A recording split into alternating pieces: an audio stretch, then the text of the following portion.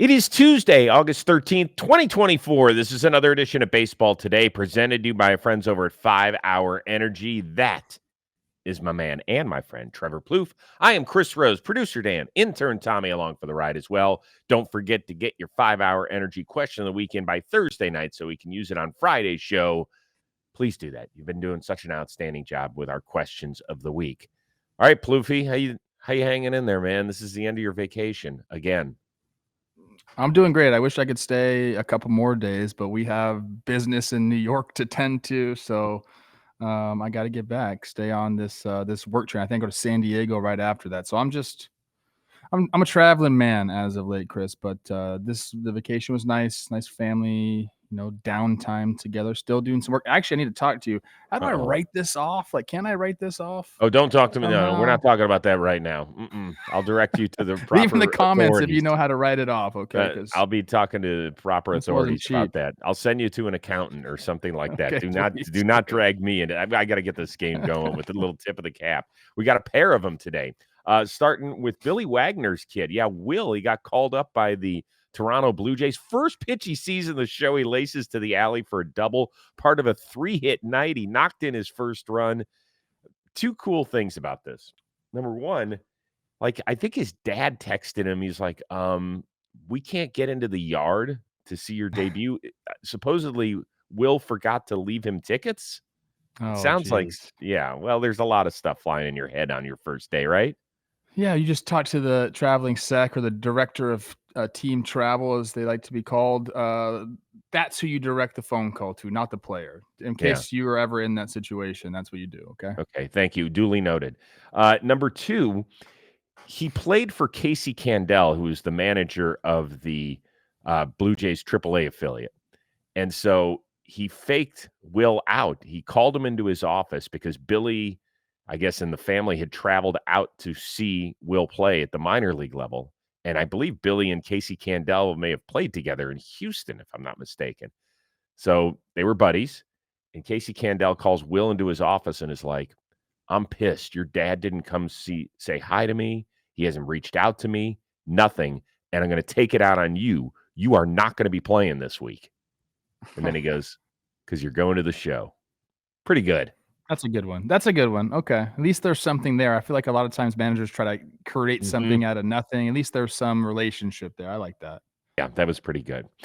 Speaking of managers and speaking of first-timers, Grady Sizemore, he picks up his first win as White Sox interim skipper, lost a couple against the Chicago Cubs, and then the White Sox dropped a season-high 12 runs in their double-digit win over the New York Yankees. And who they beat? Stop. Come on, it's one of 162. Let's not come on now. Let's not dog our friends around the office. This is all about Grady Sizemore and a tip of the cap for him because it looks like he literally wore it after the game. What they dump on you? I got a little bit of everything. Everything from protein shakes to I think I tasted some beer, maybe some Gatorade. I don't know. Looks like some shaving cream. Yeah, maybe some cream. I got a little bit of everything. Yeah. I'm so happy for him, dude. Yeah, he looks happy. And does he really want to let this job go? I know they said they're going to go outside the org, but why can't he throw his hat in the ring? I've seen AJ Przinsky clamoring to be that. I would love to see a Grady Sizemore versus AJ Przinsky debate to see who gets the Chicago White Sox managerial job. How fun would that be? I like both of them. Oh, I love it. And you know what? Ozzy could moderate the debate. Oh my God. Ozzy and Chuck Garfien. Let's have it on their White show. Sox. Yeah, good content creation idea right there. Grady, for me, one of my favorite, then Indian players. And how about this? Brady's college roommate. He just found him online. That's how kids find their roommates. His name is Grady, and he is named after Grady Sizemore. Grady and Brady? I love that. I know, the Grady and Brady show coming to a university near you. All right, we're going to get it going with an amazing matchup in San Francisco. Hopefully some of you stayed up late night if you're on the East Coast or in the Midwest because you got to see Chris Sale dominate 7 shutout innings, 12 strikeouts, 3 hits, no walks, and Blake Snell pretty much matched him along the way. Once again, the guy who threw a no-hitter earlier this season took a no-no into the 7th inning before allowing his first 2 hits. He ended up going 6 1/3, double-digit strikeouts. he has pitched extremely well since coming off of the injured list. Let's start with this, with Blake Snell. Is he baseball's most exciting yet maddening starting pitcher? Chris, have you ever played the game Uno? Of course. Okay, so I'm going to Uno you right here and throw the reverse card down because I want to hear your reasoning why he's so maddening, because I believe you are like the guy at the forefront of Blake Snell is maddening, and I want to hear your reasoning. Okay, good. I love it. Reverse. He's maddening because I love watching him pitch. And so I didn't really turn the game on. Like I had it up in maybe my quad box or whatever. So I didn't know how many pitches he had thrown. And then when I turned it on in the 5th and he was like at 85 pitches or something, I was like, come on, dude. And even he admitted afterward, remember after the no-hitter, he said, well, finally, you can't say it anymore that I don't see the 9th inning and I throw too many pitches. Well, even he admitted last night, he's like, I've got to go a little bit deeper. And maybe that's the reason that we ended up not, because Sale went 7 full and I went 6 1/3, which isn't that huge a difference. And the game ended up being 1-0 Braves in extra innings. It was really a beautiful baseball game. But when he even recognizes it, and he knows, like, his stuff is so good, Plouffe. If we were to have a draft of best stuff in baseball, he's easily like a top 3 dude. And I just want to be able to, I don't want to have to worry about pitch counts and short outings and stuff like that, but I do with him. That's why. You don't get to be the all-time leader in strikeouts per 9 for a starter, the all-time leader without throwing pitches. I mean, that comes along with the territory of strikeouts. Now, I understand you can point to some other guys. You can point to Chris Sale, who's almost matched him in that category and has walked less people. Chris Sale is, I mean, we're going to talk about this in a little bit. He's one of the all-time greats, in my opinion. He really is. So you're talking about Blake Snell. The maddening thing to me, I understand your reasoning. I understand the pitch count. I understand the walks. And I understand, even some of the sound bites. Like it's Blake Snell. Like, this is who he is. And if you're going to get, a career 3-2 guy who's won Cy Youngs in both leagues, you just have to take the rest of it along with the success. So to me, it's not maddening. To me, I want him on my team every single day of the week because I played with him personally. I understand how he goes about his grind. I think he gets a lot of, I don't think people realize, the kind of work that he puts in. I see him as like this happy-go-lucky dude who always seems like he's high. Well, he's not. Like he's a determined ace of a staff, man. So when I saw the question, I knew where you were going to go with it. Obviously, the pitch count and then not being able to be like a Logan Webb. Not many people are like that anymore. I think Blake Snell fits into today's game almost better than any other pitcher. Like this, he's been today's model of pitcher his whole career, which is swing and miss stuff. And, we're not looking necessarily for the 7 or 8 innings anymore out of our pitchers. So I get what you're saying, but to me, you just talked about, if you want to have a draft of all the pitchers in the league, I mean, Blake Snell is, now I got to think about this. I kind of just put myself in the corner. He's probably he's right around a top 10 guy that you pick, I think. Oh, yeah. I think so too. And by the way, I don't think the word maddening in this case, usually it's negative. I don't think it's as negative as people would. No, I'm saying that. I was maddening a positive. Because the fact that he is so good and so amazing at his craft, and it's like you just want a little bit more. And sometimes when you get so close to something and you can't reach it, then it feels maddening. It's maddening how like Joe Mauer is so nice, but still so good at things. It's maddening how nice. Maybe that's a little different. Maybe a little different. I think I look at it as a positive with Blake Snell. I love watching him pitch. There's been other guys who, like Dice K, used to drive me up a wall. Like that guy'd throw 118 pitches through 4 2/3, and you'd be like, I can't watch him. Blake Snell, I could watch every day. Awesome. I think you and I are still shocked that he's the all-time leader. I can't believe when you told me that. That was incredible. Strikeouts per 9. And Chris Sale has 11.1 as well, so he must be just a few decibel points off. All right, well, let's move on to Chris Sale, who has a real good shot at winning his first Cy Young Award. He If so, it would be his 7th top 5 finish in the Cy Young voting. Would this solidify his spot in Cooperstown, in your opinion? Yeah, 100%. If he's not already, there, I've done, did some research on this and saw Jason Stark's article in The Athletic about, where he's at. Cause, he's a guy that I feel like is really in tune with how Hall of Fame Very voters much. think. In my mind, I think Chris Sale's already a Hall of Famer because of that run you talked about. 7 straight years of top 6 Cy Young. Like, that's the kind of run I think that Hall of Fame voters usually look towards. It, your peak, 7-year peak right there, where he is. He led the league in innings. He led the league in strikeouts. Like, he is one of those guys. So if he was to add a Cy Young 1 to his accolades, I don't think there's any way that this guy can't be in the Hall of Fame, Chris. So he's going to have more than 2,400 strikeouts after this year. He will be 36 at the beginning of next season. So he's going to have a shot at 3,000 Ks as long as he wants to keep going a few more years. I don't know how he's feeling. I don't know where he is with all of that and talking with his family and stuff. Obviously, wins have changed significantly since he came into the league, right? Voters have to take that into account. It's so much harder to get a win as a starting pitcher these days. He has 133 of them. In case you're curious, I went back and looked up the fewest wins by what I would call like a modern era-ish starting pitcher. So a guy who started his career in the last 65, 70 years. The fewest that I could find is Sandy Koufax with 165. This is by a starting pitcher. Guy only played 11 seasons. We know that. Sale did pass Koufax in WAR this year. Don't know if you're into that sort of stuff. He's going to pass him in strikeouts this year. Don't know how big that is for you. Obviously, having never seen Sandy Koufax throw a pitch in person, it's hard for me to compare the two. Obviously, you're talking about a legend. Fewer teams, though. No interleague play.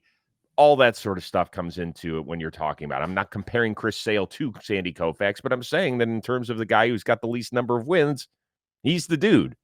So, I'm not even so sure Chris Sale can get to that number of 165, even if he does pitch 3 more years.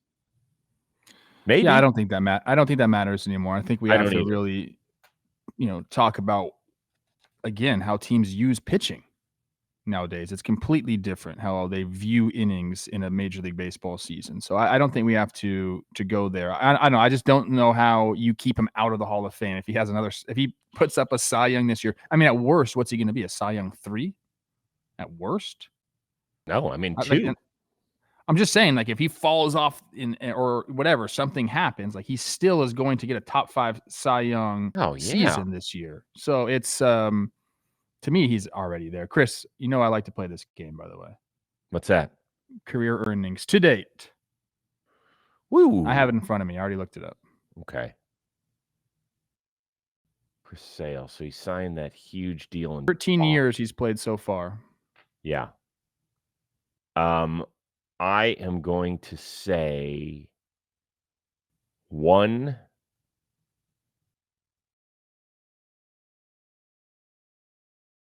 God, I'm trying to remember his deal with Boston. Oh, 187. 193, 425. He's got 22 coming next year, so he's going to pass into the 200 mark, plus a team option after that. So pretty good. That's pretty good by me. Good. Within great $6 price million. is right answer. Yeah, it's not, and I was under, It keeps me in line yeah. for the showcase. That was nice. All right, Bob Barker. Boy, oh boy, did we get a lot of heat yesterday for our Mookie Betts discussion, huh? You did? I got a little bit on the clip. Yeah, whatever. Oh, but guess what? He returned to the lineup in Milwaukee, and he returned with a bang. This is blasted. Left field and deep. On the track, at the wall. Mookie Betts back with a bang. Yeah, he was, Steven Nelson. You got that right. Ohtani also went deep. Oppo. Kershaw looked really good for the second straight start. Of course, Padres, Diamondbacks also kept pace, so they're all right there.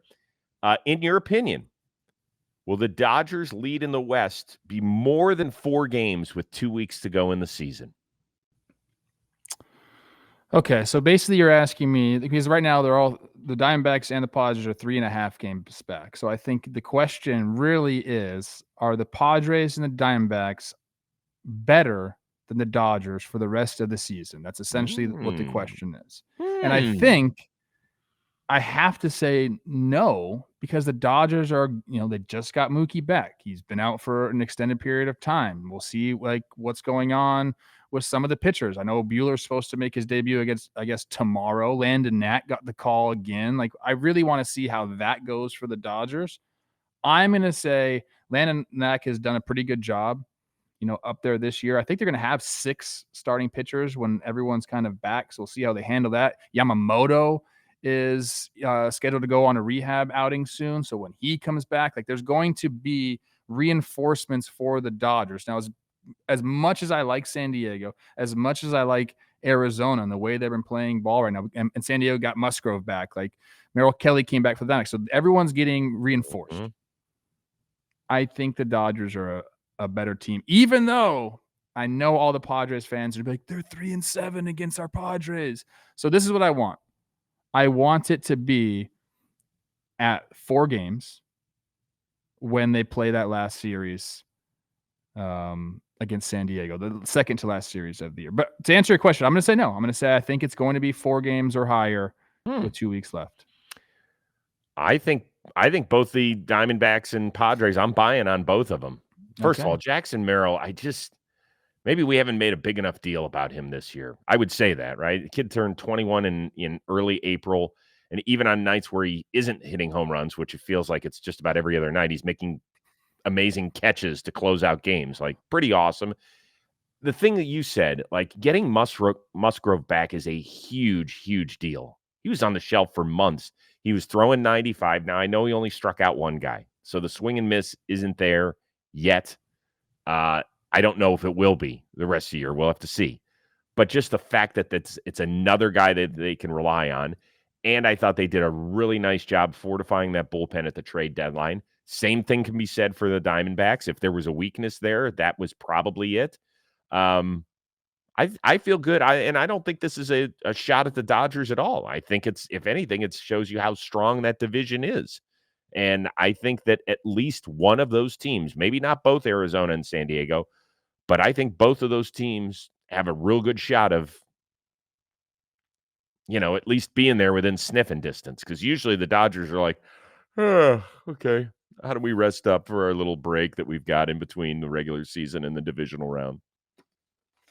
So so how many weeks do we have left in the season? So you're talking in a month's time. So let's just call it September 13th. Yeah, a little later than that. But yeah, let's call it 4.5 weeks, just for argument's sake. Go ahead. You want to go September what? 18th? Let me get the exact last day of the season. It's October something. It is actually September 29th. So yeah, you're right. We can just go. September we can 15th? Yeah, September 15th. Perfect. Okay. If the Dodgers are up 4 games at that time, we need a bet. Over 4 games. It's got to be 4.5. Yeah, the hook. You got to throw the hook in there, man. The hook's already there. It's 3.5 right now. Okay, so all right, I'll give it to you. You just talked to me. 4 games are over. The loser doing? has to do this show shirtless. Shirtless. Yeah. Okay. It's not really a win for anybody out here, and it's definitely not a loss for you because you're built like an Adonis. So really, the only tan right now too. The only people that can really lose are me, my family, and anybody who views this show on YouTube. But then again, you don't really see anything. You got just above the nip line, so you're good. I might have to lower my nipples surgically in the next month if this comes to fruition, right? Oh boy. All right, look, everybody, including yours truly, tries to work on their body all the time. And we think that we're doing a great job with our diet, or maybe we just have a simple green juice and you're good to go. And then the rest of it is all working out, all that stuff. Makes sense. But did you know most people are still short on essential nutrients our bodies need to function at our best? That's where our friends from Momentous come in. That's right. They have got the entire thing working. The creatine, omega-3, protein ensure that all of our bases are covered. These 3 supplements support nearly every aspect of our foundational health, from aiding cognitive function to reducing inflammation in muscles and joints. And don't just take our word for it. Momentous is a trusted supplement provider for nearly all 30 Major League Baseball teams. Their creatine is sourced with CreaPure. That is the purest form of creatine monohydrate available, and the gold standard of creatine. And what exactly is creatine? Because you probably heard it talked about, don't know exactly what it is. It's a naturally produced amino acid commonly found in foods like red meat and fish, and plays a vital role in energy production process within your body. Momentous is dedicated to working only with the best, from their collaboration with experts to their unparalleled commitment to only using the highest quality ingredients. There's a reason why the world's best athletes and experts use and help develop Momentous products. So if you're kind of like us and you want to take what the champions take, go to livemomentous.com. That is livemomentous.com. Use that code TALK and you're going to get 20% off your first order. That is livemomentous.com with the code TALKIN. You'll feel better. You'll look better. You'll feel great. All right, we continue with stuff, unfortunately, kind of off the field. Boston with a walk-off extra inning win on Monday night against the defending World Series champion Texas Rangers. That was the good news. Sox, though, had to do it with the All-Star Game MVP, Jarren Duran. He was suspended by the team for 2 games after an on-field mic on Sunday caught him using an anti-gay slur while yelling back at a taunting fan. It was just a heckler heckling me, the entire game, and I just let the moment get the best of me and just said something that I shouldn't be saying. What was your reaction to the suspension? That's not the most important thing right now. It's just trying to be better and learn from my mistake of what I said is the most important thing right now. Jarren, did you know in the moment you had said the wrong word? Did it register? Yeah, I actually apologized to the umpire and the catcher for my actions because they were right there. They heard me say it, but I'm assuming they cut the mic because of my inappropriate words, so it wasn't picked up. But I know that I was apologizing to them for the word I had said. I want to thank ESPN for the use of that soundbite. Your reaction? I mean, it was a stupid thing to do. You can't, that's just the word that he used. I guess we'll call it the F word. Just that has no place, anywhere. So look, you deal with hecklers and they're there all the time. And sometimes they do get under your skin. But my advice to all the guys who I ever talked to about this, because, I dealt with it. I always talk about Chicago, man. Like when I was playing, Chicago fans were tough and they would say certain things that could kind of get under your skin. It's really easy on the internet now to go ahead and find all the personal information about you, your wife's names, your kids' names, everything, under the sun that they can find. But the best thing to do really is just look and smile at the people. Most of the time that'll diffuse them because, they're like mad. They're saying all these things. If you just look and smile and give them like okay, dude, like they love that. And they'll kind of like stop. It diffuses the whole situation. So that's how I would handle hecklers. That's how I tell people to handle hecklers. In saying that, yeah, I mean, look, it was stupid. He should never have done that. You could tell he's remorseful. I think it's not. A lot of people say, oh, he's remorseful because he got caught. I think he's remorseful. He said immediately he apologized to the umpire and the catcher. I think that's an important piece of context there. So, look, he's going to serve a suspension. I don't think you got to hold it over him for the rest of his playing career. You just have to hope that he learns from this and becomes better, and he can become, somewhat of an advocate against, hateful talk like this. It really has no place. You don't need to say any of those, type of hurtful words. There's, again, no place for that, especially when you have the privilege of playing Major League Baseball. Well said. I was happy that he stood in front of his locker. He issued a statement after Sunday's game, which is all you can do because there aren't cameras and microphones. And I think he was smart to wait until something transpired with the team on Monday to talk. I'm happy he did. I am old enough to have lived through the John Rocker fiasco where he did a disgraceful job. It was after he did a sit-down interview with Jeff Pearlman of Sports Illustrated, and they rode a train together to when he was with the Braves to the Mets game, and it did not paint him in a good light at all. He took shots at all different kinds of people, and then he came out and read a statement at his locker, I believe, and crumpled up the piece of paper and threw it away afterward, which was not showing remorse or anything else. Jarren Duran, I think, did feel really bad, and he should. He should. He's not a kid. He's a grown man. I believe he's 27 years old. He's been a pro for a long time. Not that really any sort of age would dismiss this, but he was wrong, and he knows he was wrong.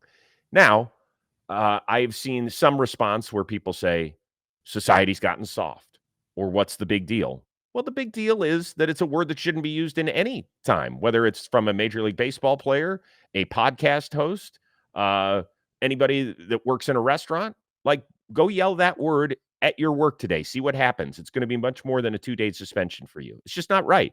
It's not welcoming. It's not positive. Nothing is good about it. With all that being said, I come from the place where you need to be able to learn from this. And I think that Jarren Duran has learned. Like, that is a good first step, and it's going to be his job to continue that. And listen, you and I have been around this game for a long time. I've been around sports for 3 decades. I've heard all sorts of words, and some of them are just, it's horrible. Like, what guys say to one another on the field is horrible sometimes in the heat of competition. I wish they wouldn't talk that way. The reality is that sometimes there is that talk. That doesn't excuse it, but it is there. But this let's give the people a word that you can use. Say you want to throw a jab. Yeah. I think loser is a good one. It's underused. It is. I mean, do you think that he would not have been punished if Jarren Duran had turned around and said, "Shut up, asshole"? No, he wouldn't have. Yeah. That's actually a decent word too. I like loser better. It just makes you really think. Loser's a little bit. Loser's an underrated word. I would say this to Jarren Duran and anybody in Boston. I know his mantra has been F him. Like, I don't care about what you think, and he's been very open about his mental health and things of that nature. I would have worn a different shirt yesterday. Like, I think it just probably would have been smart. Oh, I didn't even see it. You can't tell. I read it somewhere, but I just probably would have made sure to, because you do care what other people think in this instance. This is one of the few times where you could say, yeah, I do care, because I understand that it was hurtful. I don't know. Don't give me the stuff that we're getting soft as a society and it doesn't matter. That does not work with me. It does. If it matters to somebody like that, it should matter to you too. We want people to feel welcome. It's stupid. Bad word. But good start. Good start by him. He'll be back on the field hopefully Wednesday. Before the game in Boston, Jacob deGrom of the Texas Rangers threw his second live BP, working his way back from yet another arm surgery. His first pitch, by the way, 99 miles per hour. Rangers, unfortunately, nowhere near the playoff chase. Plouffe, does that dampen your excitement of a potential return? I mean, of course it dampens the excitement about it, but I think there are things to be excited about. Number one, I feel like we, as a society, things move so quickly. There's so much news, so much information thrown at us that, within a week or within sometimes even 24 hours, you start to forget about things that you just learned. So I think sometimes that's the case with a guy like Jacob deGrom. People who just started following, the game this year or last year or 2 years ago, like, they don't understand the dominance that this guy brings on the baseball field when he's on the mound. Back-to-back Cy Youngs. Chris, we know we love the gold label on Baseball Reference. Jacob deGrom has a gold label on his Baseball Reference. That's the strike to walkout. All-time leader, career, Jacob deGrom. We're watching, when he's right, one of the best pitchers we've ever seen. You can make the case for him too. Like, we just talked about Chris Sale, and is he a Hall of Famer? Like, Jacob deGrom has some accolades that would say yes, he's a Hall of Famer. He's the innings, might not get there. I'm curious, I guess, to ask you this: like, where do you think he lies on the Hall of Fame trajectory? I think it's maybe a little less in your reaction right there, but I think that's my main takeaways. Yes, obviously it's subdued the excitement because the Rangers aren't in the race, but to see a pitcher of his caliber come back, and you just want to root for this guy. You want him to be healthy because when he is, he's been just extremely dominant. Yeah, he's at less than 1,700 strikeouts and only 84 wins and a WAR of under 45. So he's less than Koufax, less than Chris Sale from when we had He that. had that peak. He had that peak, man. He did have that peak. I know. It actually does not dampen my enthusiasm because I here's why.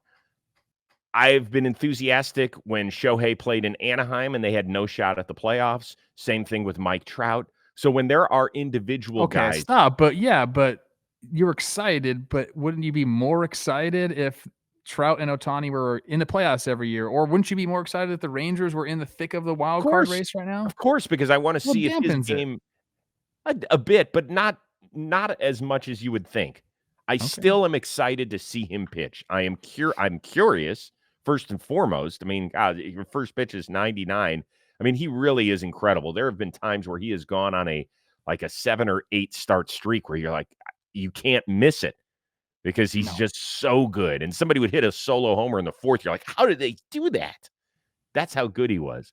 So I am excited to see him. I hope that he can continue. Like, it really bothers me. Remember, there was one year where he was coming back from injury, and then he'd be okay for a couple starts, and then they're like, Jacob deGrom had to leave in the 3rd with something. You're like, God dang it! Like he had 2021. Yeah, whatever year it was, and it's just like you were getting jerked around. It was horrible. In 2021, he had 15 starts, Chris, to a 1.08 ERA. I mean, that's incredible. That's like some Bob Gibson type shit. That's how good. Yes. Man, oh man. He is one of those guys I watch and I'm like, just get through the inning. Please don't break But I used to feel that way about Chris Sale with his arm, like his arm angle. I was like, oh my God, is that thing just going to pop off? Is this going to be an SNL skit? And all of a sudden it's just going to be blood coming off of his torso? But I got past that. I did get past that. God, Chris Sale would punch you out. It'd be so fun to watch you face Chris Sale. I would pay a lot of money to watch you face Chris Sale. So I did have a chance to stand in for a Clay Buchholz bullpen one time. It's not the same thing. I know, but I just wanted to see what it was like because I'd never stood in against a major leaguer. And so Clay Buchholz did have he had some unique pitches. He had the backdoor 2-seamer, the front door cutter. That was pretty good. Yeah. So I went out to I went out to Fenway. Carl Willis was his pitching coach. And so I ran out there and I was like, hey, because he told me, Buchholz was like, yeah, you want to stand in? I was like, yeah, I really do. So I asked Carl Willis, who's the nicest man ever. I said, is it okay? He's like, oh, Chris, go ahead. So I stood in there and I was like, Clay, do I need a helmet? He's like, shut up and stand in there. And the ball was moving. I was like, oh, God, this is so cool. And then I asked him, how hard do you think you were throwing? He's like, maybe I got one up to 90. I was like, what? Yeah. He was difficult at bat. I liked facing him, actually. It was a good chess match. I will tell you this. If you can ever stand in against a major leaguer, like if that would be a great charity thing to pay for. Like you could stand in during somebody's bullpen session one time. It's spring training or something. I think some teams do that. That would be great. I highly recommend it. I don't care what it costs. Go do it. But wear a helmet. Okay, we got one more thing to go to, but first, Trevor Plouffe with this word. Our John Boy Media DFS League rolls on this week and all season long on DraftKings. You can make your lineup and compete against JM creators each Tuesday night of the baseball season for a shot at cash prizes.